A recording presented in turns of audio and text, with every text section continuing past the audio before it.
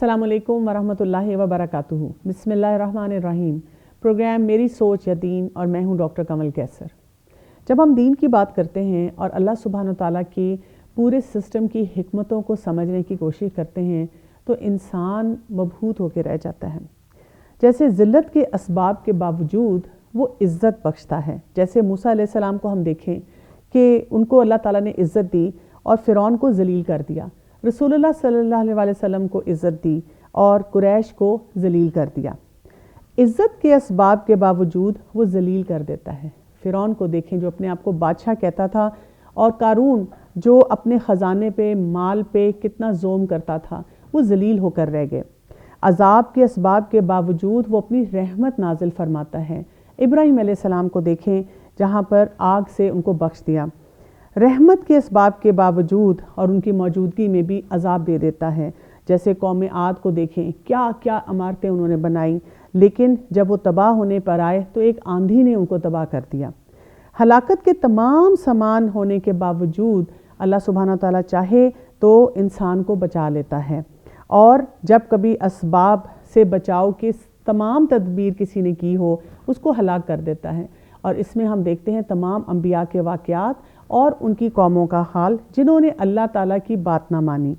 اسی طرح ہم دیکھتے ہیں کہ ہلاکت کے اسباب مہیا ہونے کے باوجود حفاظت دے دیتا ہے۔ موسیٰ علیہ السلام کو ایک چھوٹے سے ٹوکری میں ڈال کے پانی میں بہایا گیا، لیکن وہ بچ بھی گئے، اور نہ صرف بچے بلکہ فرعون کے محل میں ہی ان کی پرورش ہوئی۔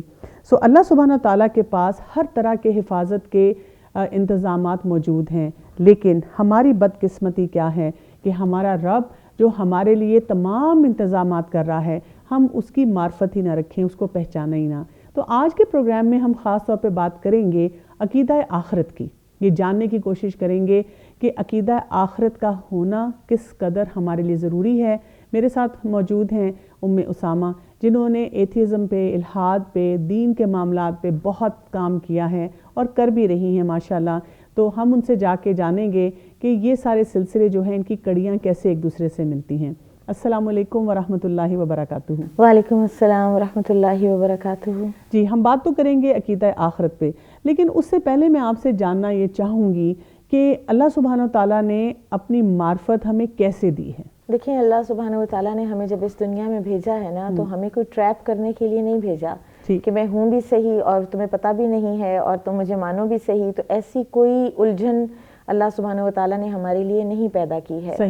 اللہ نے جب ہمیں اس دنیا میں بھیجنا تھا تو اس سے پہلے جتنے بنی آدم، پہلے انسان سے لے کے آخری انسان تک، جتنے بھی اس دنیا میں اللہ نے بھیجنے تھے، ان سب کی ارواح کو اللہ سبحانہ وتعالیٰ نے اکٹھا کیا، اور اس کا ذکر قرآن میں ہے۔ میں آپ دنیا کا سب سے بڑا دہریہ، دنیا کا سب سے بڑا کافر، ایتھیسٹ بھی اس میں شامل ہے۔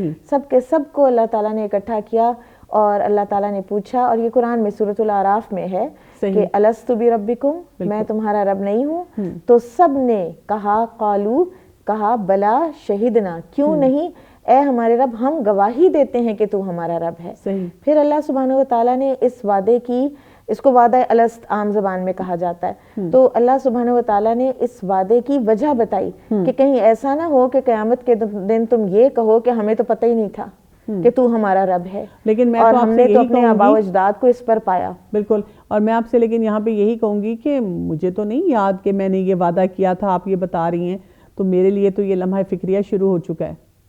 اگر آپ کو یاد ہوتا تو پھر آپ کا یہ امتحان نہ ہوتا، کیونکہ دنیا جو ہے یہ دارالامتحان ہے۔ تو آپ دیکھیں کہ بہت سی چیزیں ہیں، ہم کو اپنی پیدائش بھی یاد نہیں ہے، لیکن ہم موجود ہیں اس لیے ہمیں پتہ ہے کہ ہم پیدا ہوئے تھے۔ تو ہر چیز تو یاد نہیں رہتی، بچپن کی کتنی چیزیں ہیں کہ جو انسان کو یاد نہیں۔ اب ہوتا یہ ہے کہ کوئی نہ کوئی چیز جو انسان کے اندر فیڈ ہوئی بھی ہوتی ہے کمپیوٹر چپ کی طرح سے، تو وہ جب آپ اس کو آن کرتے ہیں تو اس کی ساری میموری جو ہے وہ واپس آ جاتی ہے۔ اب یا آپ اس کو اس طرح سے سمجھیں کہ ایک چیز گرد آلود ہوئی بھی ہوتی ہے، اور اس گرد کو دھونے کے لیے اللہ سبحانہ وتعالیٰ نے انبیاء کرام کو بھیجا۔ انبیاء کرام جب آتے ہیں نا اور جب وہ اللہ کا پیغام دیتے ہیں تو دراصل اس وعدہ الست کی یاد دہانی ہو رہی ہوتی ہے، کوئی نئی بات نہیں بتا رہے ہوتے۔ صحیح، یعنی اس کا مطلب یہ ہے کہ پہچان، معرفت ہمیں دے دی گئی ہے، اس کے لیے اسباب بھی دے دیے گئے ہیں، بس اب ہم نے اس مشینری کو چالو کرنا ہے۔ بالکل۔ اچھا، اب یہ مجھے بتائیں کہ چلیں وہ تو عہد الست ہو گیا، اب ہم دنیا میں آ گئے، دنیا میں آنے کے بعد ہم اللہ کی معرفت کیسے حاصل کریں گے؟ دنیا میں آنے کے بعد اللہ تعالیٰ کی معرفت جو ہے وہ اللہ تعالیٰ کی کتاب سے ہی ہمیں پتہ چلتا ہے کہ ایک تو دل کے اندر موجود ہے، اور بہت سے ایسے آپ دیکھیں کہ بڑے بڑے جو نہ ماننے والے بھی ہیں نا، وہ بہت سے ایسے مقامات پر دنیا میں زندگی میں کہیں نہ کہیں ضرور آتے ہیں کہ جب انہیں سمجھ آ جاتی ہے کہ یہاں پر ایک اللہ، ایک ہستی ہے جو کار فرما ہے۔ پھر اس کے بعد دو چیزیں ہیں، آیات شرعیہ اور آیات کونیہ، اور یہ دو چیزیں اگر ہم ان کو اپنے ذہن میں رکھیں اور ان کے لیے اپنی نظروں کو، اپنی اندر کی آنکھوں کو کھلا رکھیں تو ہمیں اللہ کی معرفت ہو جائے گی۔ یعنی اللہ تعالیٰ نے جو ہمیں شریعت دی، اللہ تعالیٰ نے جو ہمیں احکامات دیے، ان کو پڑھیں اور دیکھیں کہ ان کے اندر یہ کسی انسان کی طرف سے اتنے مکمل شریعت ہو ہی نہیں سکتی تھی، کوئی لا دنیا کا اتنا مکمل نہیں ہے۔ اور دوسری آیات کونیہ کے کائنات میں جو کچھ بھی پھیلا ہوا۔ اچھا، اگر ہم نے عہد الست کیا ہوا ہے تو پھر ایسے کیوں ہوتا ہے کہ دنیا میں آنے کے بعد کچھ لوگ دین کی طرف اتنے مائل ہو جاتے ہیں اور کچھ لوگ جو ہیں انہی اسباب کو ان کے ارد گرد وہ بکھرے ہوئے، ان کو وہی اپرچونٹیز مل رہے ہیں لیکن وہ دین کی طرف نہیں آتے؟ دیکھیں، جو وعدہ الست کی قوت ہے نا، وہ تو ایکولی سب میں اللہ سبحانہ وتعالیٰ نے ڈال دی۔ پھر اس کے بعد جب ہم اس دنیا میں آتے ہیں تو پھر آپ دیکھیں کہ قرآن میں اس کا ایک بہت اچھا سا ایک طریقہ بتایا گیا ہے کہ بالکل شروع میں سورۃ البقرہ میں اللہ سبحانہ وتعالیٰ فرماتے ہیں کہ ذالک الکتاب لا ریب فیہ ھدی للمتقین، کہ یہ وہ کتاب ہے جس میں کوئی شک نہیں ہے اور یہ ہدایت ہے متقین کے لیے۔ یعنی ایک دل کے اندر کوئی کیفیت چاہیے جس کے بعد پھر انسان جو ہے وہ ہدایت پاتا ہے قرآن سے۔ اسی طرح سے جو منافقین ہیں ان کے بھی دل کی بات ہے کہ ان کے دلوں میں کیونکہ بیماری ہے، مرض ہے، روگ لگا ہوا ہے، اور وہ کہتے ہیں کہ شک کا روگ لگا ہوا ہے، اور اس میں فی قلوبہم مرض فزادہم اللہ مرضا، تو وہ بس ایک پینڈولم سا بنے رہتے ہیں، لا الہ الا ولا الہ الا۔ تو اصل بات انسان کے اپنے اندر کی ہے۔ اللہ تعالیٰ نے ساری ہدایت سب کے لیے ایک طرح کی ڈسٹریبیوٹ کی۔ اچھا، آج کا دور وہ ہے جس میں ہم عقل کو بہت ترجیح دیتے ہیں، ہم اپنے آپ کو بہت لائق فائق سمجھتے ہیں، ہم کہیں پہ بھی بیٹھ کے کہتے ہیں کہ جو مجھے سمجھ آ گئی ہے نا کسی بھی معاملے میں، وہ تو آپ کو پتہ ہی نہیں ہے، آپ تو اس کا احاطہ ہی نہیں کر سکتے۔ آئی نو اٹ آل، یعنی یہ بات جو ہے ایک بچہ بھی اپنے پیرنٹس کو دیکھ کے کہتا ہے، ٹیچر کو دیکھ کے کہتا ہے۔ ایک انسان ہو سکتا ہے وہ بہت ایجوکیٹڈ ہو، اپنی فیلڈ کا ایکسپرٹ ہو، لیکن وہ ایک جو ایسے عالم دین ہے یا کوئی ایسا دین کی سمجھ رکھنے والا انسان ہے، اس کے سامنے بھی بیٹھ کے کہتا ہے۔ تو یہ عقل کے جو معاملات ہیں اس کو کیسے دیکھا جائے، کیسے ہم عقل کے صحیح استعمال سے اللہ سبحانہ تعالیٰ تک پہنچیں؟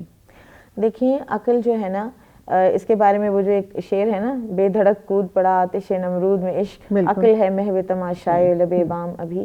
تو اللہ کی معرفت جو ہے اس کا زیادہ جو ہاتھ ہے نا اس کے اندر، وہ انسان کے دل کا ہے۔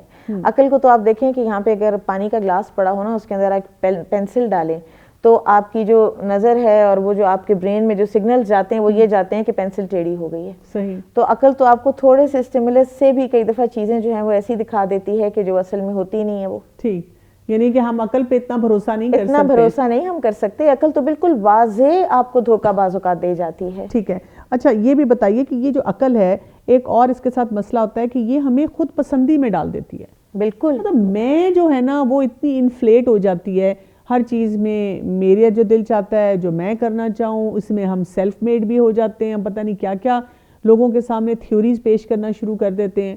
تو اس ایٹیچیوڈ سے اپنے آپ کو محتاط رکھنے کی کیا ضرورت ہے؟ کیونکہ آج کل کے دور میں والدین چاہتے ہیں کہ ان کے بچے بہرحال تعلیم حاصل کریں، دنیا میں کامیاب ہوں، بہت کچھ سیکھیں، لیکن ایٹ دا سیم ٹائم یہ فیئر جو ہے، یہ ڈر، خوف ہمارے ساتھ لگا رہتا ہے۔ یہ میں آپ کو بتاؤں کہ خود پسندی ایک بہت بڑا امتحان ہے، دل کی ایک بہت بڑی بیماری ہے جو کہ ہر طرح کے لوگوں میں آ جاتی ہے۔ وہ دینی مزاج کے لوگوں میں بھی بعض اوقات آ جاتی ہے، دنیاوی لوگوں میں جنہوں نے محنت کی، جن کو کامیابیاں ملی، ایون بچے گریڈ 6، 7، 8 کے بچے جب وہ زیادہ مارکس لے لیتے ہیں، بہتر لے لیتے ہیں، ایسے میں انسان کو جہاں پہ بچوں کو والدین اور ٹیچرز کی گائیڈنس کی ضرورت ہے تو ضرور دوسرے بچوں سے ان کو اس طرح ایلینیٹ نہ کریں۔ بہت سے پیرنٹس تو میں نے یہ بھی دیکھے ہیں کہ وہ کہتے ہیں کہ فلاں بچے کے مارکس نہیں اچھے آئے تو اس سے تم نے دوستی نہیں کرنی۔ بالکل، تو اس سے بچہ اور زیادہ اس میں ہو جاتا ہے کہ میں بڑی چیز ہوں، بجائے اس کے کہ اس کو لگائیں کہ بیٹا تم اس کو پڑھاؤ، اس کو کوچ کرو، اس کو ہیلپ کرو، اس سے شیئر کرو، یا ویسے دیکھیں کہ اس کے اخلاق کیسے ہیں اس بچے کے۔ بالکل صحیح۔ اچھا، یہ بھی ایک ایٹیچیوڈ ہوتا ہے کہ جب ہم وہی بات ہے کہ اللہ سے ہم نے وعدہ تو کر لیا, عہد الست ہو گیا, دنیا میں آ کے ہم اس کی معرفت کی کوئی کوشش ہی نہیں کر رہے. ایک بچہ ہے وہ نہ نماز پڑھتا ہے نہ روزہ رکھتا ہے, کوئی دین کی بات ہو تو وہ اپنا ایک سوئچ ہی آف کر لیتا ہے, جو اس کا دل چاہتا ہے کرتا ہے. سڈنلی اس کے ایگزامز آ گئے, کوئی زندگی میں ایسی آزمائش آ گئی. اچھا اب وہ کیا کرتا ہے, بھاگا بھاگا اپنی امی نانی دادی کے پاس جاتا ہے, کوئی کہتے ہیں میری دعا کرنا صبح میرا پیپر ہے. میں نے ایسے بچوں کو بھی دیکھا ہے جو شاید کوئی میوزیکل کانسرٹ کر رہے ہیں لیکن اس پہ بھی کہہ رہے ہیں کہ اللہ مجھے کامیابی دے.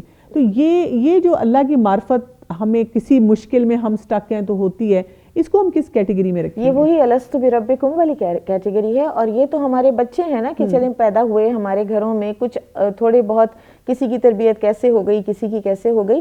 یہ تو بڑے سے بڑا بھی کوئی اگر ایتھیسٹ بھی ہوتا ہے تو یہ بہت سی جگہوں پر وہ اللہ تعالیٰ کو پکارتے ہیں. میں دیکھ رہی تھی کہ کئی ایتھیسٹ جو بہت مانے ہوئے اور مشہور, تو ان کے مرتے وقت لاسٹ ورڈز وہ اتنے خوفناک تھے کہ کوئی کہہ رہا ہے کہ خدا کے لیے مجھے اکیلا مت چھوڑو, پلیز مجھے اکیلا مت چھوڑو, کم از کم کوئی بچہ ہی میرے پاس چھوڑ دو, میں کہاں جا رہا ہوں, اور دیر از فائر, دیر از پتہ نہیں اس طرح کی, دیر از سو مچ ٹارمنٹ, اس طرح کی باتیں. تو یہ اس پہچان سے پہلے یہ جو خود سے انسان جب دیکھ لے گا, جب نظر کا عالم طاری ہوتا ہے تو پھر تو وہ آگے کے دروازے کھل جاتے ہیں, سب کچھ نظر آ جاتا ہے. صحیح بات ہے. اس سے پہلے انسان اپنے اندر کے جو یہ وعدہ ہے نا اس کو اجاگر کر لے تو انسان کے اپنے ہی لیے بھلا ہے. صحیح. اچھا جو یہ ہماری یہ سینسز ہیں یہ ہمیں کس طرح سے بار بار احساس دلاتی رہتی ہے؟ کوئی ہمیں ایسے واقعات بھی ملتے ہیں اور اس کے علاوہ جس سے ہمیں پتہ چلتا ہے کہ ہاں اللہ کا وجود ہے, ہمیں نظر آتا ہے. مثلا ایک نبی صلی اللہ علیہ وسلم جمعہ کا خطبہ دے رہے تھے تو ایک بدو آیا اور اس نے کہا کہ یا رسول اللہ ہمارے مال ہلاک ہو گئے, ہماری بچے بھوکے رہ گئے ہیں, اور آپ ہمارے لیے دعا کیجئے کہ اللہ تعالیٰ بارش دے. تو نبی صلی اللہ علیہ وسلم نے وہیں ممبر پر کھڑے آپ نے بارش کے لیے دعا کی. تو صحابہ کہتے ہیں کہ ایک بادل بھی اس سے پہلے جو ہے وہ آسمان پر نہیں تھا, اور اس دعا کے بعد اتنے بادل آئے اور اتنی بارش ہوئی کہ اگلے جمعے تک بارش برستی رہی. وہ بدو پھر آیا اور اس نے کہا کہ یا رسول اللہ صلی اللہ علیہ وسلم اب آپ اللہ سے دعا کیجئے کہ بارش رک جائے. تو وہ پھر آپ نے دعا کی اور بارش رک گئی. تو یہ جو ہمیں اپنی آنکھوں سے یہ چیزیں نظر آتی ہیں, آپ دیکھیں ابھی بھی آج بھی کتنے علاقے ہیں, آپ اگر اس پہ یوٹیوب پہ بھی جا کے دیکھیں کہ نماز استسقاء کتنے علاقوں میں پڑھی جاتی ہے اور پھر اس کے فوراً بعد بارش ہو جاتی ہے. بالکل. لیکن ہمارے یہاں پہ ایک اور بھی ایٹیٹیوڈ ہے کہ پہلے تو کہا دعا مانگو, جب دعا قبول ہوگی کہتے اوہو کاش کوئی اور دعا مانگ لیتے, پتہ نہیں میں نے کیوں مانگا, یہ تو موقع تھا کچھ اور لے لیتے. یعنی اس پہ بھی ہم اللہ کا شکر ادا نہیں کرتے, انسان کا دلاپن. اور بالکل. اچھا یہاں پہ ہم بات کریں گے تھوڑی سی شریعت کی بھی. شریعت کے نام سے لوگ بہت زیادہ ڈرتے ہیں اور اس کے بارے میں کہتے ہیں کہ پتہ نہیں یہ آ گئی تو کیا ہوگا, کیونکہ شریعت اگر آ جائے, جیسے کچھ لوگ ایسی بات کہتے ہیں میرا بہت دل چاہتا ہے حجاب لینے کو, میرا بہت دل چاہتا ہے کہ ہر وقت نماز پڑھنے کو, کاش ایسی حکومت آ جائے, ایسا سسٹم آ جائے, اگر وہ سب کہیں گے تو میرے لیے آسان ہو جائے گا اس کو پریکٹس کرنا. اس سلسلے میں آپ کیا کہیں گی؟ دیکھیں حکومت آ جائے اور وہ یہ سارا کچھ کروا دے تو پھر یہی لوگ کہیں گے کہ یہ بائی فورس کیوں ہم سے کروایا جا رہا ہے. تو یہ تو نہ کرنے کے ہی چور دروازے ہیں ایک طرح سے. اب یہ ہے کہ شریعت آپ دیکھیں کرتی کیا ہے, ہر چیز کو نا دیکھ لینا چاہیے تھوڑا سا اس کو کھول کے. یہ ہر چیز کے ساتھ زیادتی ہوتی ہے کہ انسان کہے کہ جی مجھے اب اس کے اوپر یقین نہیں آ رہا کیونکہ میں نے اس کو ایکسپیرینس نہیں کیا. تو آپ اس کو پہلے پڑھیں تو صحیح اچھی طرح سے کہ شریعت آپ کے دین کی حفاظت کرتی ہے, آپ کی عقل کی حفاظت کرتی ہے, آپ کی جان کی حفاظت کرتی ہے, آپ کے مال کی حفاظت کرتی ہے, آپ کے نسب کی حفاظت کرتی ہے. بالکل. یعنی اگر ہم یہ ساری چیزیں دیکھ لیں کہ ہمیں پروٹیکشن کتنی زیادہ اس سے مل رہی ہے تو ہم ڈرنا چھوڑ دیں, ہمیں یہ ہو کہ یہ ہمارے فائدے کے لیے ہے. اس سے زیادہ بڑی نعمت تو کوئی ہو ہی نہیں سکتی. بالکل صحیح بات ہے. اچھا اس کے علاوہ ہم دیکھتے ہیں کہ جب ہم عبادت کی بات کریں تو جیسے آپ نے عہد الست کہا کہ وہ تو چپ ہمارے اندر موجود ہے, تو کیا ہماری فطرت میں عبادت کرنا رکھ دیا گیا ہے؟ کیوں نہیں. اللہ کی بندگی اور یہ جو ہے نا یہ فطرت اللہ التی فطر الناس علیہا, سورہ روم کی آیت ہے. اللہ سبحانہ وتعالیٰ فرماتے ہیں کہ اللہ کی فطرت ہے جس پر اللہ نے انسانوں کو پیدا کیا, اور وہ فطرت کیا ہے, وہ یہ شریعت اسلامیہ ہے. صحیح. اور اس سے پہلے جو آیت ہے اس کا یہ مفہوم ہے نا کہ وَأَقِمْ وَجْهَكَ لِلدِّينِ حَنِيفًا, اپنے چہرے کو دین حنیف یعنی اسلام کے لیے سیدھے اسٹریٹ فارورڈ دین کے لیے سیدھا کر لو, اور اسی پر تمہاری فطرت ہے. جب ہم اس کے خلاف جاتے ہیں نا تو بیسیکلی اپنی فطرت کو مسخ کر رہے ہوتے ہیں. تو کوئی انسان بد فطرت بھی ہوتا ہے؟ اس طرح کے الفاظ تو نہیں بولنے چاہیے, لوگ بولتے ہیں, اس لیے ہماری زبانوں پر نا بعض اوقات بڑے سخت الفاظ آ جاتے ہیں, تو ایسا نہیں ہوتا. اللہ تعالیٰ نے ہر کسی کے اندر خیر رکھی ہوتی ہے, اور ہر کسی کے اندر جو کمزوریاں ہوتی ہیں نا وہ اس کا امتحان ہے. صحیح, بہت بہت شکریہ. یہ بھی بہت اہم بات آپ کر رہی ہیں, انشاءاللہ اس پہ ہم ابھی مزید بات کرتے ہیں. ناظرین, یہاں پر ہم جو شریعت کی بات کریں اور شریعت کو لاگو کرنا یا اس کے مطابق اپنی زندگی گزارنا, اور اس کے بارے میں جو ہمارے فیئرز ہیں ان کو کیسے انڈرسٹینڈ کیا جائے, اس پہ ہم بات کریں گے مفتی عبدالولی خان صاحب سے. اور ہم جاننا چاہیں گے کہ اگر شریعت نافذ ہوتی ہے تو اس کا تمام انسانیت کو کیا فائدہ ہوتا ہے. چل کے ان کی گفتگو سنتے ہیں اور ساتھ ہی لیتے ہیں ایک شارٹ بریک.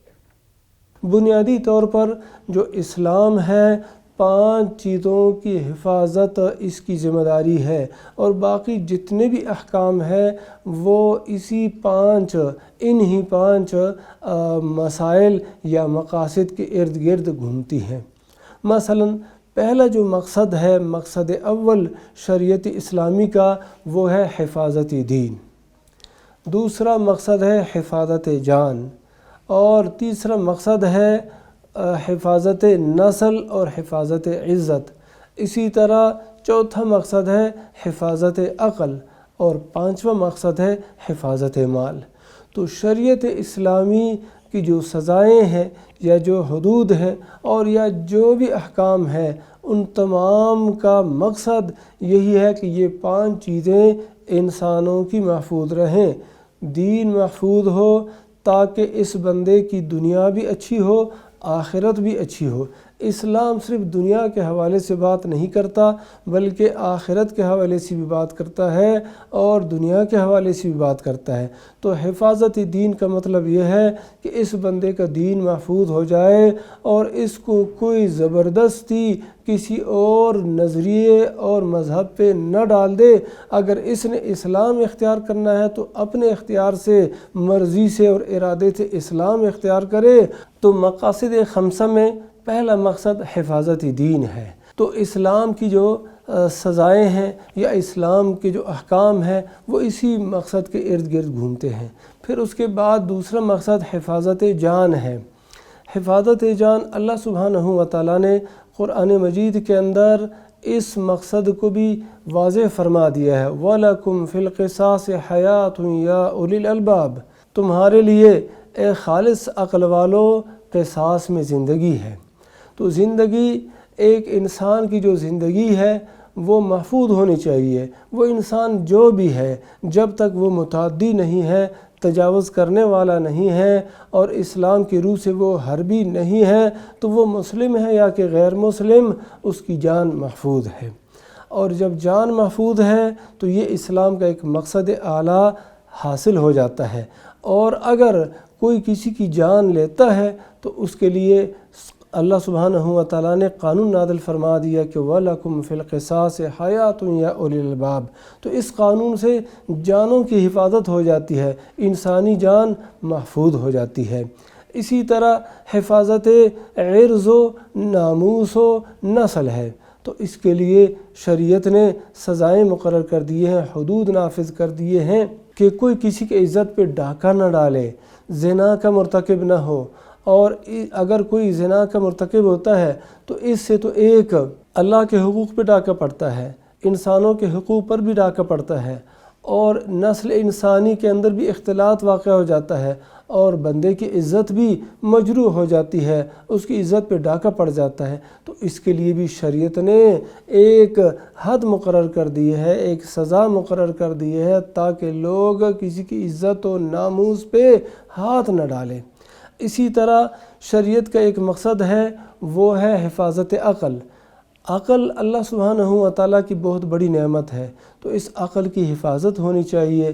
اب اس عقل کی حفاظت کے لیے شریعت نے احکام نافذ کر دیے, کہہ دیے شراب مت پیو, چرس مت پیو, اور اسی طرح دیگر نشہ اشیاء سے اپنے آپ کو بچا لو. اور اسی طرح یہ ارشادات شریعت کے اندر آ گئی. اب مسئلہ یہ ہے کہ اگر ایک بندہ ان ارشادات کے باوجود پھر بھی وہ نشہ آور چیزوں کا ارتکاب کرتا ہے، استعمال کرتا ہے، تو اس کے لیے شریعت نے سزا مقرر کر دی ہے تاکہ اس بندے کی عقل محفوظ رہے۔ تو حفاظت عقل کے لیے شریعت نے سزا مقرر کر دی کہ اگر ایک بندہ نشہ آور چیز مثلا شراب پیتا ہے تو اس کے لیے سزا مقرر ہے کہ 40 کوڑے اس کو لگا دیے جائیں۔ اس میں کیا ہے؟ اس سزا میں مقصد یہ ہے کہ انسانوں کی جو عقل ہے وہ محفوظ رہے۔ اگر اس کی عقل محفوظ رہتی ہے تو پھر اس کی جان بھی محفوظ رہتی ہے، معاشرہ بھی محفوظ رہتا ہے، یہ آگے خرابی بھی نہیں کر سکتا۔ اس لیے کہ جب یہ اس کی عقل ختم ہو جائے، ہوش و حواس کھو بیٹھے، تو پھر تو وہ یہ کچھ بھی کر سکتا ہے۔ تو شریعت نے مثالی معاشرہ قائم کرنے کے لیے یہ بھی سزا مقرر کر دی کہ اگر کوئی شخص اس مثالی معاشرے کے امن کے اندر خلل ڈالتا ہے اور نقصان پہنچاتا ہے تو اس کو سزا دی جائے۔ اسی طرح حفاظت مال کے لیے شریعت نے احکام جاری کر دیے ہیں۔ وَلَا تَأْكُلُوا أَمْوَالَكُمْ بَيْنَكُمْ بِالْبَاطِلِ، آپس میں ناجائز طریقے سے ایک دوسرے کا مال مت کھاؤ، سود کو حرام قرار دے دیا۔ اور اسی طرح ہر وہ بے جس میں غرر ہے اور جس میں خطرہ ہے دوسرے کو، اس کو حرام قرار دے دیا۔ لیکن اگر اس کے باوجود ایک بندہ دوسرے کا مال ناجائز طریقے سے حاصل کرتا ہے اور اس پر قبضہ کرنے کی کوشش کرتا ہے تو شریعت نے اس کے لیے طریقہ کار وضع کر دیا ہے۔ اگر چوری کرتا ہے تو اس کا ہاتھ کاٹا جائے گا اور شروط اور اس کے ثبوت کے بعد۔ تو یہ قانون کس لیے ہے؟ حفاظت مال کے لیے ہے۔ تو حفاظت مال، حفاظت عقل، حفاظت دین، حفاظت جان اور اسی طرح حفاظت عزت و ناموس اور نسل، ان مقاصد کے لیے شریعت نے یہ سزائیں یا یہ حدود نافذ کر دی ہیں۔ اور یہ شریعت کا ایک حصہ ہے، نہ یہ کہ یہ کل شریعت ہے۔ کل شریعت تو عبادات پر مشتمل ہے، معاملات پر مشتمل ہے اور اسی طرح اخلاقیات پہ مشتمل ہے اور بہت سے امور پہ مشتمل ہے۔ جب ان تمام امور کو سر انجام دیا جائے گا تو یہ ہے شریعت، اور اگر اس میں کوئی خلل واقع کرنے کی کوشش کرتا ہے تو شریعت نے پھر اس کے لیے ان سزاؤں کی تنفیذ کر دی ہے۔ تو جب شریعت نافذ ہو تو معاشرے کے اندر امن ہے، معاشرے کے اندر عدل ہے، معاشرے کے اندر انصاف ہے اور ہر ایک بندے کو سلامتی حاصل ہے، ہر ایک کی جان محفوظ ہے، ہر ایک کی عزت محفوظ ہے، ہر ایک کا مال محفوظ ہے اور ہر ایک کی عقل کی حفاظت کا بندوبست کر دیا گیا ہے۔ تو یہ شریعت کا فائدہ ہے، شریعت کے نفاذ کا فائدہ۔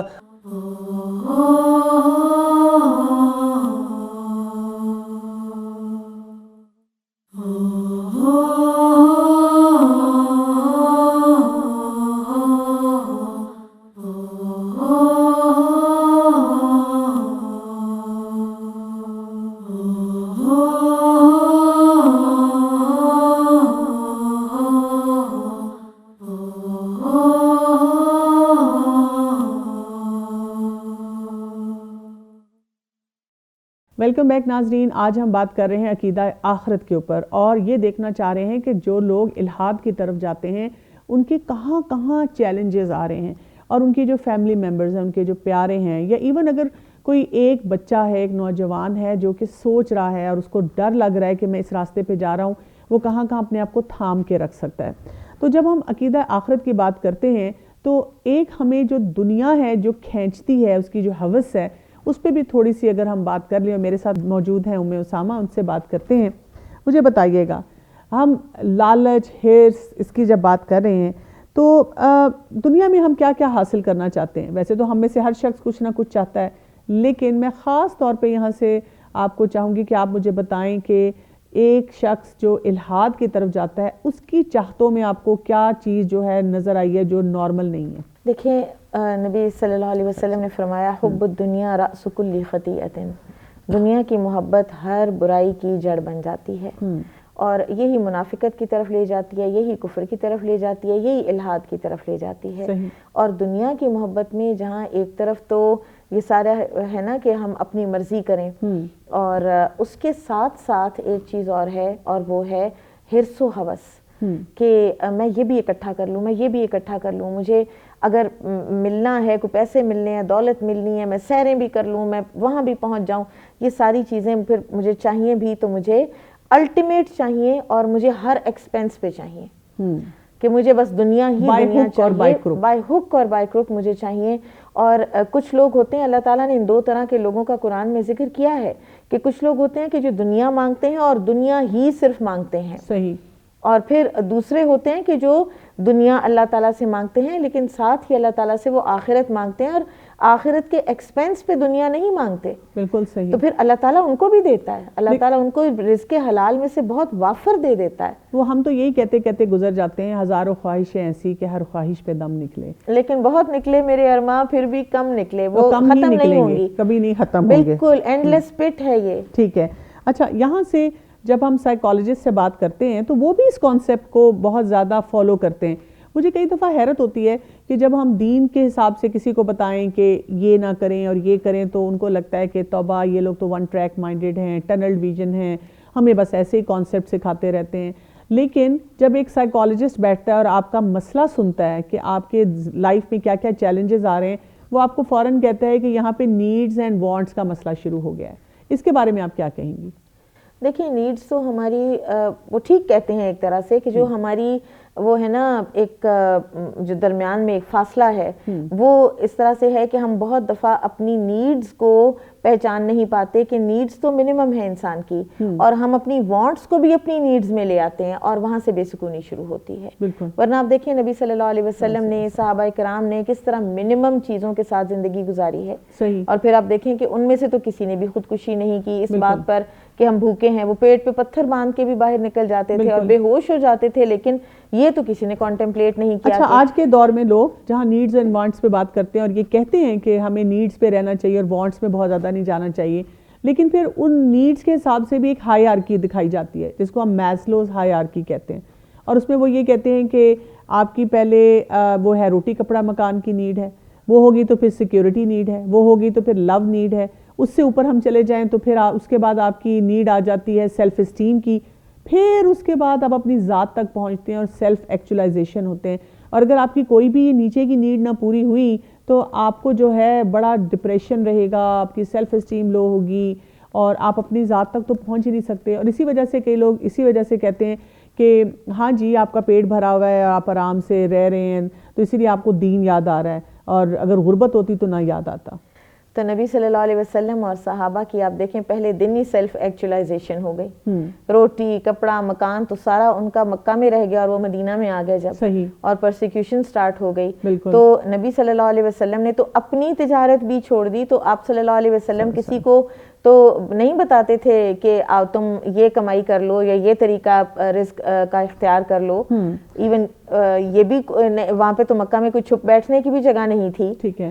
تو اس سے یہ پتہ چلتا ہے کہ اگر ہم اللہ کی معرفت حاصل کریں گے، اپنے عقائد کو درست کریں گے تو ان چیزوں سے ہمیں فرق نہیں پڑے گا. یہ ہماری سیلف اسٹیم کو متاثر نہیں کریں گی. ہم اللہ کی ذات سے پہچان کے، وہی بات ہے عہد الست جو ہم نے کیا، اس سے ہمیں اپنی ویلیو خود سمجھ آ جائے گی. بالکل آئے گی، اور انسان کی سیلف ورتھ بڑھتی ہے. انسان جتنا زیادہ اللہ تعالیٰ کے ساتھ جڑتا ہے اور اللہ کو پہچانتا ہے، اس کو اپنی ورتھ کا بھی اندازہ ہوتا ہے. اچھا، یہ جو ہماری ریس لگی ہوئی ہے ہر وقت، تو ہمارے پر مارکیٹنگ کیمپینز کے اثرات ہیں. مارکیٹس بھری ہوئی ہیں اور آئی وش یہ مل جائے، وش یہ مل جائے. اور وہی بات ہے کہ اگر ہم اپنے یوتھ پہ جائیں، وہ جوانی کا جو ایک نشہ ہوتا ہے اس میں یہ خواہشات اپنی پیک پہ چلی جاتی ہیں. ان کی اویلیبلٹی بھی اتنی زیادہ ہوتی ہے. اپنے ارد گرد بھی ماحول میں نظر آ رہا ہے کہ ہر شخص خواہشات کے پیچھے جا رہا ہے. اس وقت اپنے آپ کو کیسے چینلائز کریں؟ دیکھیں، چینلائز تو بہرحال قرآن و سنت ہی کرتے ہیں انسان کو. یہ جو کیپٹلزم کا سارا کلچر ہے نا کہ ایسی اٹریکٹیو چیزیں، جہاں تک کہ جیسے وہ ہے کہ سیل بھی اگر لگے تو آپ نے ایک چیز نہیں خریدنی اور آپ جا کے خرید کے آ جاتے ہیں اور آپ خوش اس بات پہ ہو رہے ہوتے ہیں کہ میں 2000 کی چیز جو ہے وہ 1500 میں یا 1000 میں خرید کے لے آئی ہوں. تو دراصل حقیقت یہ ہے کہ ہم نے وہ 1000 جو خرچ نہیں کرنا تھا، ہم وہ خرچ کر کے آئے ہیں. بالکل، یہ کانسیپٹ نہیں ہمیں سمجھ آتا. یہ نہیں سمجھ آتا. تو ایسے ہم لوگ اپنا جو ہے وقت اور پیسہ اور مال جو ہے وہ ان چیزوں میں لگا دیتے ہیں. اب بات یہ ہے کہ نبی صلی اللہ علیہ وسلم نے فرمایا، ابن ماجہ کی حدیث ہے کہ جو شخص دنیا کے پیچھے بھاگے گا، اس کا مفہوم ہے حدیث کا کہ جو شخص دنیا کے پیچھے بھاگے گا اللہ تعالیٰ اس کے معاملات کو بکھیر دیں گے، اللہ تعالیٰ اس کا فقر اس کے سامنے لا کے رکھ دیں گے. یعنی وہ ہر وقت یہ دیکھتا رہے گا کہ اسٹاک ایکسچینج جو ہے وہ اوپر گئی ہے کہ نیچے گئی ہے، ڈالر اوپر گیا ہے کہ نیچے. ابھی پچھلے دنوں ہمارے ملک میں جو کرائسس آیا اور ڈالر ایک دم اوپر گیا، کتنے لوگوں نے ڈالرز خرید کے رکھ لیے. یہ جو ذہنیت ہوتی ہے نا کہ صرف میرا فائدہ ہو جائے، یہ ایک پیٹرول کی شارٹیج ہو تو آپ کہتے ہیں کہ میرے پاس اگر 2 گاڑیاں ہیں ہم اس کو فل کرا لیں، اگر کسی کو بہت ضروری چاہیے ان کو نہ ملے. بالکل. ایک غریب بائک والا جو ہے وہ اینڈ میں پھر وہ اس ایک تھوڑے سے اسے 1 لیٹر سے بھی محروم رہ جائے. بالکل. تو یہ ہماری جو سوچ ہے، یہ کیپٹلسٹ کارپوریٹ کلچر، اس میں کوئی مطلب ان ایتھیکل طریقے سے بھی اگر آپ کو کوئی چیز لینی ہے نا تو آپ لے لیں، دوسرے کے بندے کھینچ لینا. آپ دیکھیں اسلام میں تو یہ ہے کہ مسجد ایک بنی ہے تو اس کے سامنے مسجد نہ بناؤ. کسی کے گھر گئے ہو تو اجازت لیے بغیر جو ہے اس کی جگہ پہ نہ بیٹھو. رشتہ کہیں ہو رہا ہے، رشتے کی بات چل رہی ہے تو رشتہ نہ ڈالو، رشتے پہ رشتہ ڈالو. کسی نے کوئی چیز اٹھا لیا خریدنے کے لیے تو اس کے اوپر ہاتھ نہ ڈالو. بالکل. یہ جو ہمیں سیل میں نظر آتا ہے یا ویسے نظر آتا ہے یہ کھینچا تانی ہو رہی ہے، یہ اسلام کا مزاج نہیں ہے. بالکل نہیں ہے. اسلام ہمیشہ اپنے آپ کو دوسرے کے ساتھ رکھ کے اور پھر چلنے کی ہمیں دیتا ہے تعلیم. اچھا، ایک گھر میں ہم دیکھتے ہیں کہ 3 بچے ہیں، 4 بچے ہیں، اب ماحول وہی ہے سب کے لیے، ٹھیک ہے، عہد الست کر کے اس دنیا میں آئے ہوئے ہیں. لیکن بچوں کے ٹیمپرمنٹس کیسے ہوتے ہیں کہ ایک بچہ جو ہے وہ بالکل سیٹلڈ نظر آتا ہے، وہ کوئی ایسی ڈیمانڈ بھی نہیں کرتا، وہ اللہ کا بندہ بن کے رہتا ہے، اور اسی ماحول میں رہنے والا ایک اور بچہ جو ہے اس کا حرص ہی نہیں ختم ہوتا اور اس کی خود پرستی نہیں ختم ہوتی. اس چیلنج کو والدین کیسے دیکھیں اور کیسے مینیج کریں؟ دیکھیں اس میں پھر اس بچے کو توجہ تو ظاہر ہے کہ خاص کوئی بیمار ہو تو آپ اس کو زیادہ توجہ دیتے ہیں، آپ اس کی آپ کو ڈاکٹر پہ بھی لے کے جاتے ہیں. تو میں نے ایک چیز دیکھی ہے کچھ لوگوں میں کہ وہ میں کسی کو جانتی ہوں تو اللہ تعالیٰ نے ان کو بہت دے رکھا ہے. تو وہ کیا کرتی ہیں، وہ کہتی ہیں کہ جب کوئی میرے پاس جیسے کوئی کام والی یا کوئی میڈ یا بیٹھ جاتی ہے نا تو میں، اور اس کی کوئی گریونس ہوتی ہے، کوئی اپنے گھر میں پرابلم ہوتی ہے، مجھے سناتی ہے تو میں اپنے بچے کو ساتھ بٹھاتی ہوں. میں کہتی ہوں تم لوگ بھی سنو. اور اسی طرح اگر میں نے کسی کو کچھ دینا ہوتا ہے نا تو میں ان کے ہاتھوں سے دلواتی ہوں. اور جس وقت انہوں نے مجھے بات بتائی تھی تو ان کے بچے چھوٹے چھوٹے سے تھے، تو وہ اب جب بھی ان کے بچوں کو ملو تو ماشاءاللہ بہت اللہ تعالیٰ نے ان کو دے رکھا ہے، لیکن وہ ہمبل بچے ہیں. اور بہرحال ہر بچہ فرق نیچر رکھتا ہوتا ہے، لیکن اگر ایسے کوئی سمٹمز آپ کو بچے میں نظر آ رہے ہیں تو پھر آپ کو اس کے لیے کچھ کرنا ہے، کیونکہ یہ چیز جو ہے یہ اس کے محنت کرنی پڑے گی کہ اس بچے کے لیے جو ہے بہت مشکل پیدا ہو جائے گی. کیونکہ جیسے جیسے آپ بڑے ہوتے ہیں نا، اگر آپ کی خود پرستی ختم نہ ہو نا تو آپ اکیلے رہ جاتے ہیں. کوئی آپ کا دوست نہیں بنتا، کوئی آپ کو پسند نہیں کرتا، کوئی اپنی کسی فائدے کی وجہ سے اگر آپ کے ساتھ رہے تو رہے، ورنہ ادروائز اس کو کوئی وہ جو محبت ہے نا جو اللہ کے بندوں کے لیے لوگوں کے دلوں میں ہوتی ہے وہ کوئی نہیں ہوتی. بالکل صحیح آپ کہہ رہی ہیں. اچھا، اس میں ایک اور بھی چیلنج آ جاتا ہے، بیکاز ہم یہ دیکھتے ہیں کہ جو لوگ بہت افورڈنگ ہوتے ہیں، مثلا ان کے گھر میں اللہ نے ان کو بہت نوازا ہے. اچھا، اور بچوں نے بچپن سے جب آنکھ کھولی، جسے کہتے ہیں نا کہ سونے کے نوالے میں آنکھ کھولی ہے، اور ان کے پاس ہے ہی ایکسیس، ان کے نزدیک وہ جو نیڈ ہے نا وہ ایکسیس ہی ہے. انہوں نے دیکھا ہی ہے کیونکہ ان کا لائف سٹائل اس پیٹرن پہ چل رہا ہوتا ہے. کیا ان کے لیے پھر اس طرح کے چیلنجز بڑھ جاتے ہیں، یا یہ کہ اس میں رہ کے بھی وہ اپنے آپ کو سٹیبل رکھ سکتے ہیں؟ سٹیبل تو رکھ سکتے ہیں نا. آپ دیکھیں چیلنج بہرحال ہوتا ہے کہ آپ صلی اللہ علیہ وسلم نے فرمایا کہ میری امت کا فتنہ مال ہے، لیکن اللہ تعالیٰ نے مال کو خیر بھی کہا ہے. تو یہ تو ڈیپینڈ کرے گا کہ اگر اللہ تعالیٰ نے آپ کو زیادہ دیا ہے، ایک تو یہ کہ کبھی بھی بچوں کے ذہن میں یہ نہ آنے دیں کہ یہ کوئی آپ کے والد کے یا آپ کی والدہ کے کوئی زور بازو ہے، یا یہ کہ اس میں اللہ تعالیٰ کا کوئی شامل ہی نہیں ہے مدد. وہ جو وہی سیلف میڈ والی جو بات ہے، یہ نہ بات کی جائے بچوں سے. اور بچوں کو آپ دیکھیں، بچوں کے ذہنوں میں نا آپ جو ڈالیں گے ڈلے گا. اگر جب وہ چھوٹے ہیں تو آپ ان کو یہ بھی کہہ سکتے ہیں کہ بیٹا یہ چیزیں کبھی بھی ختم ہو سکتی ہیں. صحیح. اور دوسرے یہ کہ آپ کے جو کوئی ملازم ہیں گھر میں، اور ان کو بتائیں بیٹا ان کی جگہ آپ ہو سکتے تھے، آپ کی جگہ یہ ہو سکتے تھے، اللہ تعالیٰ کے لیے کچھ مشکل نہیں. بالکل. آپ نے کون سا پک اینڈ چوز کیا کہ میں نے اس گھر میں پیدا ہونا ہے؟ یہ تو اللہ کی رحمت تھی آپ پہ، رحمت تھی. اور پھر ایک طرح سے پھر یہ بھی بتائیں کہ بچے کو کہ یہ مال آزمائش بھی ہوتا ہے، کیونکہ ظاہر ہے کہ جتنی نعمتیں زیادہ ہوں گی نا اتنی پوچھ زیادہ ہوگی. بالکل صحیح کہہ رہی ہیں. پریویلیج زیادہ ہو تو ذمہ داری بڑھ جاتی ہے نا. بالکل صحیح کہہ رہی ہیں. ناظرین، جب ہم عقیدہ آخرت کی بات کرتے ہیں اور ہم یہ دیکھ رہے ہیں کہ اس کے راستے میں کیا کیا رکاوٹیں آتی ہیں، اور اللہ تعالیٰ نے ہمیں کیسی آسانی کے ساتھ پیدا کیا تھا کہ ہمیں تو ایک وعدہ کر کے بھیجا تھا تاکہ ہمارے لیے اللہ کی پہچان اور معرفت بہت آسان ہو. تو چیلنج ہمارے لیے کیا بن گیا؟ جو راستے میں ہرڈلز آ رہے ہیں، جو بہت ساری ہم چیزیں دیکھ رہے ہیں سوسائٹی میں، اس سے ہم نے اپنے آپ کو بچا کے اتنا اپنا سٹیمنا بلڈ کرنے کہ ان ہرڈلز کے اوپر سے ہم گزر جائیں. تو یہاں پر ہم نے ینگ بچیوں کے ساتھ ایک سروے کیا اور اس میں ان سے پوچھا کہ وہ کون سی ایسی سچویشن ہے، ایسا وقت ہے ان کی زندگی میں کہ جب ان کو اللہ سبحانہ و تعالیٰ کی موجودگی کا شدت سے احساس ہوا. چل کے ان کے تاثرات سنتے ہیں اور ساتھ ہی لیں گے ایک شارٹ بریک. اللہ تعالیٰ کی موجودگی کا احساس ویسے تو ہمیں ہر پل ہی ہوتا رہتا ہے، اس کی ہر کریشن سے ہمیں اللہ تعالیٰ کی موجودگی کا احساس ہوتا ہے، لیکن کچھ لمحات زندگی میں ایسے آتے ہیں جب واضح احساس ہوتا ہے کہ ہاں کوئی اللہ تعالیٰ کی ذات موجود ہے جو ہمیں اس قدر حوصلہ اور اس قدر ہمت عطا کرتی ہے.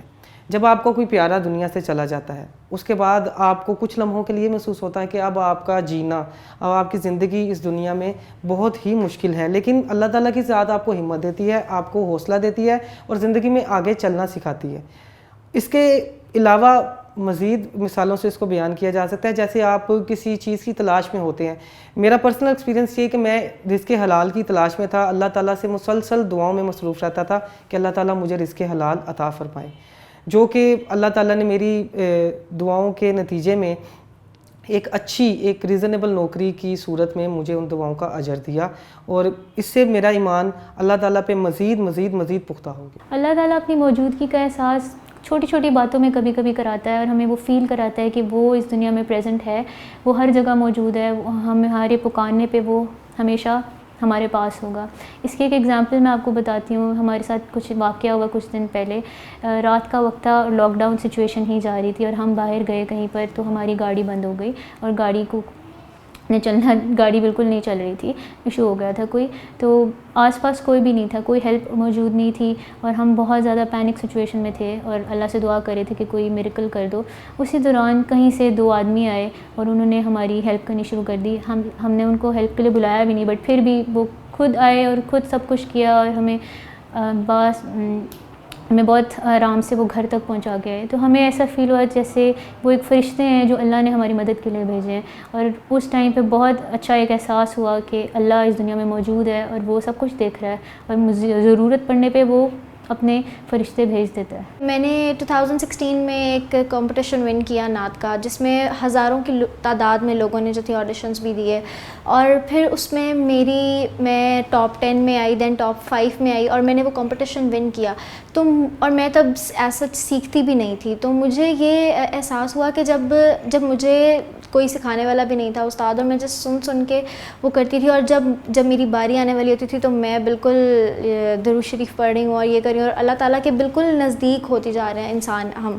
تو میں یہ سوچ رہی ہوں کہ ہم کتنا اس چیز کو لے کر ہم دور ہوتے جا رہے تھے، لیکن ہم پھر آہستہ آہستہ جب ہمیں اپنا کوئی کام یاد آتا ہے تو ہم اللہ تعالیٰ کو یاد کر لیتے ہیں، اور جب ہم اللہ تعالیٰ کے نزدیک ہوتے ہیں تو وہ کتنا ایک اچھا ایک ٹائم پیریڈ ہوتا ہے، اور وہ اس کی ایگزسٹنس کا ہمیں بالکل ایک یقین ہو رہا تھا کہ واقعی ایسا فیل ہو رہا تھا کہ جیسے اللہ تعالیٰ ہمارے ساتھ ہیں اور وہ ہماری مدد کر رہے ہیں. تو مجھے اس ٹائم پر یہ فیل ہوا کہ واقعی، اور میں جب پرفارم کرنے کے لیے بیٹھی ہوں تو میں بھول گئی سارا کچھ کہ یہ میرے آس پاس بھی کوئی لوگ ہیں، اور میں جسٹ اس فیل میں کہ میں ایک نعت پڑھ رہی ہوں اور میں اللہ تعالیٰ کے رسول کو اور اللہ تعالیٰ کو یاد کر رہی ہوں، اور وہ میرا کمپٹیشن بہت اچھا ہوا اور میں نے وہاں سے فرسٹ پوزیشن بھی ون کی.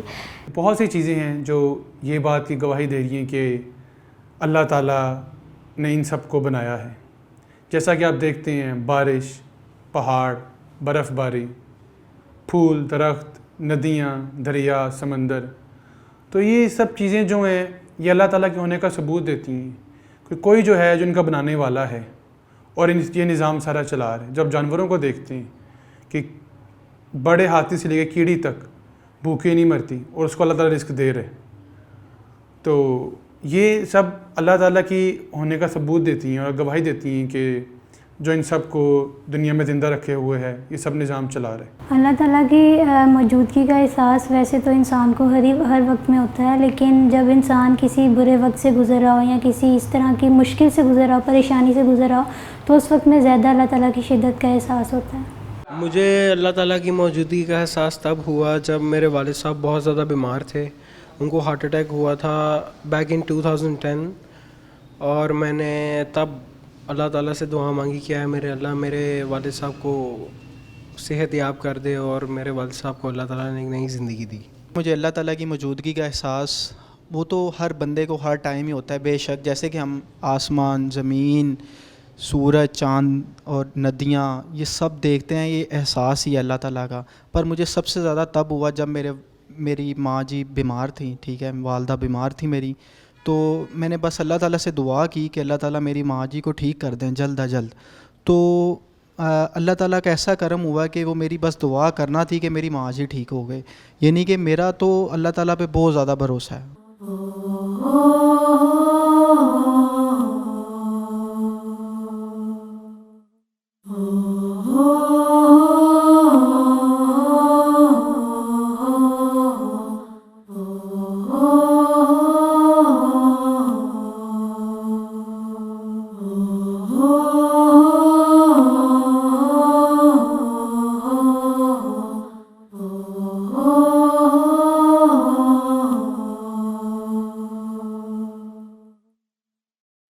ویلکم بیک ناظرین. ہم بات کر رہے ہیں عقیدہ آخرت پہ, اور عقیدہ آخرت کا تعلق انسان کی زندگی سے, اور خالی انسان کی زندگی سے نہیں, اس نظر سے کہ ہم اللہ تعالیٰ سے اپنا کنیکشن کیسے مضبوط کریں, اس دنیا میں رہتے ہوئے اللہ کے بندے بن کر کیسے رہیں. اور میرے ساتھ موجود ہیں ام اسامہ. جی, آپ سے میں جاننا چاہوں گی کہ عقیدہ آخرت میں چند جو بنیادی اہم نکات ہیں وہ, اور اس کی ضرورت کیوں ہے. دیکھیں, قرآن میں جو عقیدہ آخرت ہے اس کو بالکل ابتدا ہی میں بالکل کلیئر کر کے بتا دیا گیا ہے کہ آپ کو کتنا ضروری یہ چاہیے کہ فلاح کی جو پیمانے رکھے گئے ہیں ان میں ایک یہ ہے وَبِالْآخِرَةِ هُمْ يُوقِنُونَ, کہ آخرت پر وہ یقین رکھتے ہیں, اور یقین یہ ہے کہ کسی قسم کا کوئی شک ان کو نہیں ہوتا. اور ایک اور جگہ پر قرآن میں آتا ہے کہ قیامت کا آنا ایسے ہی ہے جیسا کہ تم لوگ اس وقت بول رہے ہو. صحیح, اتنا زیادہ وہ حقیقی اور ٹرو ہے. پھر یہ ہے کہ قیامت کے حوالے سے ہمیں یہ بھی پتہ ہونا چاہیے کہ وہ جو دن ہے اس دن ہونا کیا ہے. آخرت کے بارے میں ہمیں یہ پتہ ہونا چاہیے کہ وہ دن اللہ تعالیٰ نے اس کو یوم الحسرہ بھی کہا ہے, اللہ تعالیٰ نے اس کو یوم التغابن بھی کہا ہے. یعنی یہ وہ دن ہے کہ جس دن انسان کے آگے اس کے نامہ اعمال رکھے جائیں گے. بعض اس کے اعمال اس کو نظر ہی نہیں آئیں گے, وہ غبن ہو گئے ہوں گے کیونکہ اس نے کچھ ایسی حرکتیں کی ہوں گی کہ جن سے وہ دوسرے مائنس میں چلے گئے.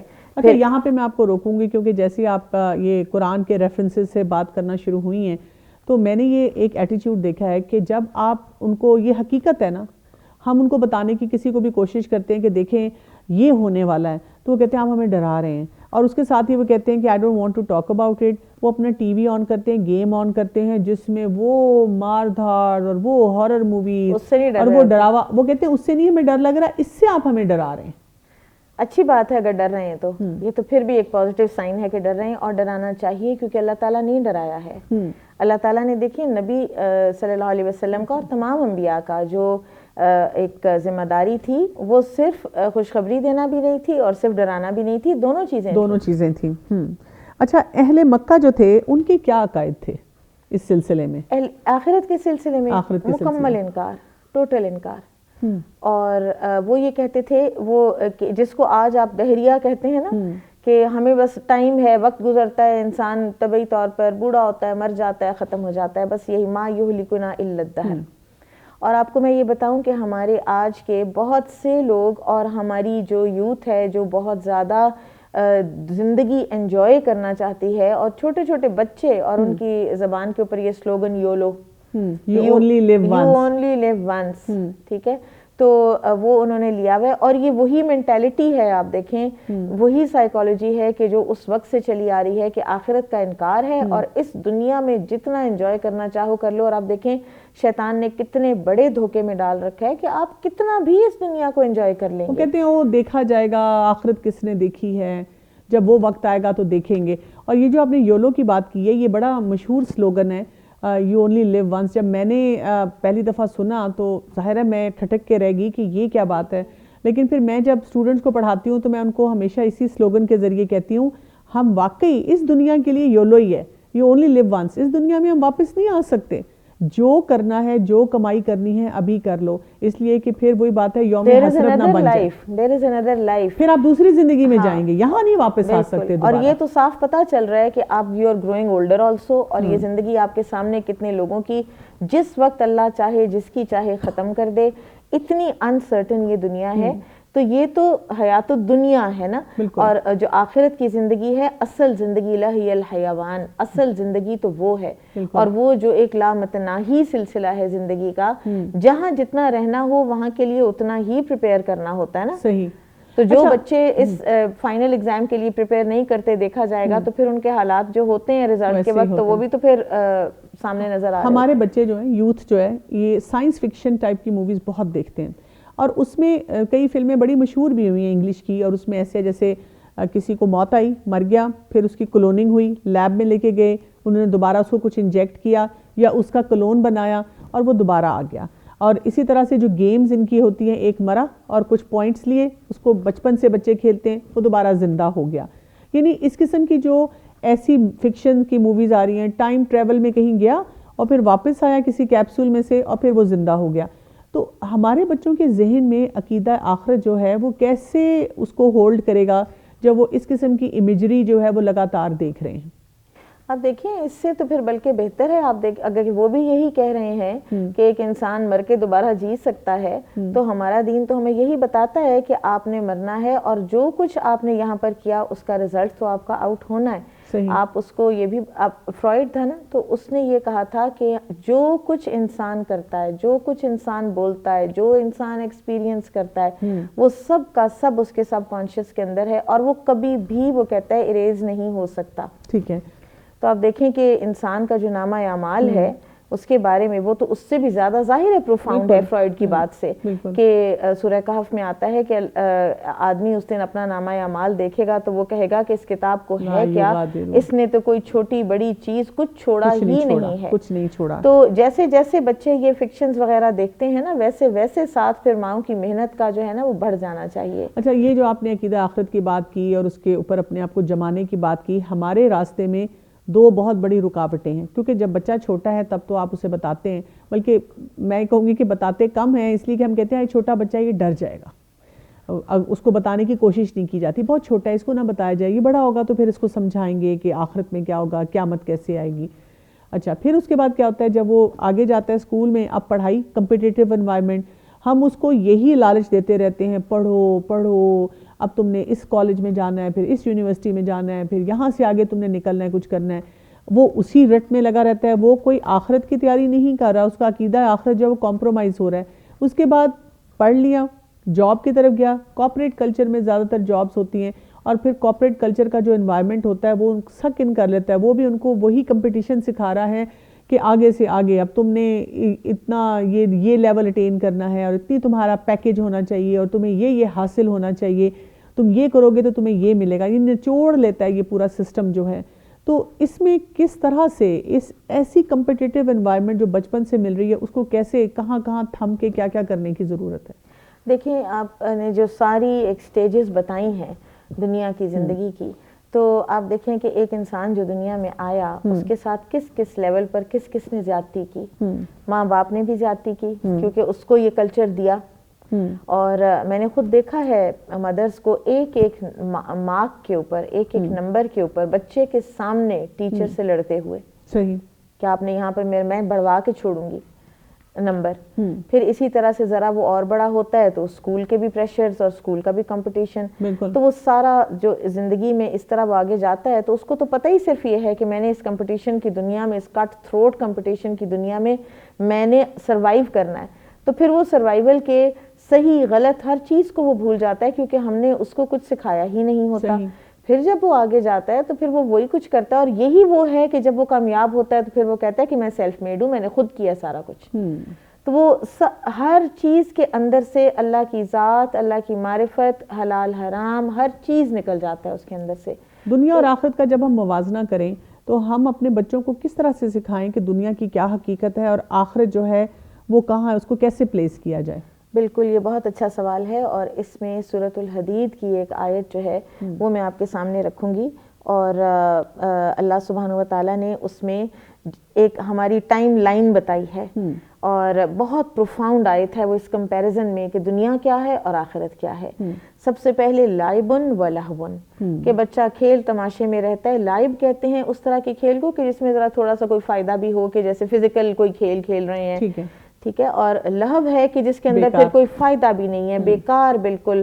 آپ دیکھیں کتنی چیزیں ہیں ہمارے بچوں کی زندگیوں میں جو ہم نے خود ان کی زندگیوں میں ڈالی ہوئی ہیں. لائبن و لہون و زینتن, اور خوبصورتی کا ایک شوق, خوبصورتی کی چیزیں, گھر کو ڈیکوریٹ کرنا, زیور خریدنا, کپڑے. آپ نے کبھی دیکھا کہ جب سیلز لگتی ہیں کپڑوں کی تو اس وقت کتنی کتنی ڈیسنٹ اور کیسے کیسے خواتین جو ہیں وہ کس طرح سے لڑ کے, آپ دیکھیں شادیوں پہ چلے جائیں, بیسٹ سے بیسٹ ہوٹل میں ہوگا, 5 اسٹار ہوٹل میں ہوگا, لیکن جب کھانا کھلے گا تو جو اٹیک ہوگا کھانے پہ اور جو ویسٹیج ہوگی, ساری تمیز بھول جاتی ہے, اسراف ہوا ہوا ہوتا ہے, صحیح ویسٹیج ہو جاتی ہے کھانے کی. زینتن و تفاخرن, اور تفاخر ایک دوسرے پر بڑھ چڑھ جانے کی, میرے پاس اس سے زیادہ ہو. ہمارے ایک استاد ہیں تو انہوں نے ایک دفعہ اسی اس میں بتایا اسی کے حوالے سے کہ وہ کسی کے ان کے 2 رشتہ دار ہیں کہ جنہوں نے, ایک نے گھر خریدا تو دوسروں نے بھی نیا خریدا, جنہوں نے پہلے خریدا تھا انہوں نے پھر ایک اور خریدا کہ ہمارا ان سے بہتر ہو. ایک دوسرے سے فخر جتانا, وتکاثرن, اور زیادہ زیادہ ہوردنگ جمع کرنا, فی الاموالی والاولاد. یہ 2 چیزیں ہیں جو انسان کو ساری زندگی کی ہوس جو ہے وہ اس کی باقی رکھتی ہیں کہ مال میں اور اولاد میں. تو اللہ تعالیٰ فرماتے ہیں, تکاثر میں بھی جو آتا ہے اس میں بھی یہی بتایا گیا ہے کہ جو کمپٹیٹیو انوائرمنٹ ہے ایسی, یہ انہیلدی ہوتی ہے. وہ آپ کو جتاتی تو ہے نہیں, آپ کو آپ جیت تو سکتے نہیں کسی سے. اور پھر اللہ تعالیٰ فرماتے ہیں کہ یہ ایسے ہے کہ جیسے بارش برسی اور کھیتی ہری بھری ہو گئی. انسان اپنے مال کو بھی انجوائے کرتا ہے ایک سٹیج پہ, اپنی اولاد کو بھی انجوائے کرتا ہے. پھر کیا ہوتا ہے, وہ ہیجان پہ آتی ہے, بڑی جوبن پہ آتی ہے, اور پھر کیا ہوتی ہے, وہ بھس بن جاتی ہے, وہ پیلی پڑ جاتی ہے اور اس کی طرف دیکھنے کو دل نہیں کرتا. اور یہ ہے دنیا کی زندگی کی حقیقت. اور اس کے آگے جب انسان آخرت میں پہنچتا ہے تو دونوں چیزیں وہاں موجود ہیں. وہاں اللہ کی طرف سے اجر بھی موجود ہے اور وہاں بڑا خسارہ بھی موجود ہے. تو یہ تو انسان کی یہ جو زندگی کی ٹائم لائن ہے, اس میں اس نے جیسے زندگی گزاری ویسے آگے جا کے پتہ چلے گا کہ اس کو ملنا کیا ہے. اچھا, یہاں پہ میں یہ جاننا چاہوں گی کہ ایک جو والدین ہیں, وہ بچہ ہے, ظاہر ہے سوسائٹی کا حصہ ہے, ان کے ڈریمز ہوتے ہیں اپنے بچے کے لیے کہ ہمارا بچہ ہائی اچیور بنے ہر حساب سے. تو یہ بیلنس کیسے وہ لے کر آئیں کہ وہ اس کو دنیا میں بھی اللہ تعالیٰ نے جو اس کو عقل اور شعور دیا اس کے مطابق وہ اچیومنٹس حاصل کرے, لیکن اللہ کا بندہ بن کے رہے, اور ساتھ ساتھ وہ عقیدہ آخرت کو بھی مضبوط کرتا رہے ہر لیول پہ. مجھے آپ کے سوال سے بس ایک سیرت کا واقعہ یاد آ گیا کہ جب مسجد نبوی کی تعمیر ہوئی اور جب غزوہ خندق کے موقع پر خندق کھودی گئی تو آپ دیکھیں کہ ساری محنت کی جا رہی تھی. صحیح.